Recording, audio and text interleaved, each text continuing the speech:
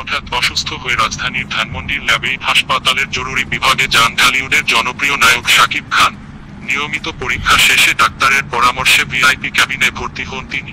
খবর পেয়ে তাকে দেখতে হাসপাতালের ছুটে যান তার স্ত্রী অপু বিশ্বাস। শাকিব অপুকে বলেন, এত কষ্ট করে এখানে আসার কি দরকার ছিল? জানা যায়, বোরকা পরে ছেলে আব্রাহাম খান জয়কে নিয়ে বিকেল ৫টা ৪০ দিকে হাসপাতালের যান অপু বিশ্বাস। ওই হাসপাতালের যে কক্ষে শাকিব খান চিকিৎসাধীন, সেখানে ১০ মিনিট ছিলেন অপু। অপু বিশ্বাস বলেন, শাকিবের চাচাতো ভাই মনিরের মাধ্যমে আমি হাসপাতালের ভর্তি হওয়ার খবরটি পাই। তিনি আমাকে জানান, সকাল থেকেই তার বুক ও ঘাড়ে ব্যথা ছিল, তাই নিয়মিত চেকআপের জন্য গিয়েছিল। পরে সেখানে ভর্তি হতে হয়েছে। হাসপাতাল সূত্রে জানা গেছে, শাকিব হাসপাতালের কার্ডিয়াক বিভাগে ভর্তি আছেন। অপু বিশ্বাস তার স্বামীর জন্য দেশবাসীর কাছে দোয়া চেয়েছেন। ধন্যবাদ সবাইকে। এরকম আরো খবর পেতে আমার চ্যানেলটি সাবস্ক্রাইব করুন।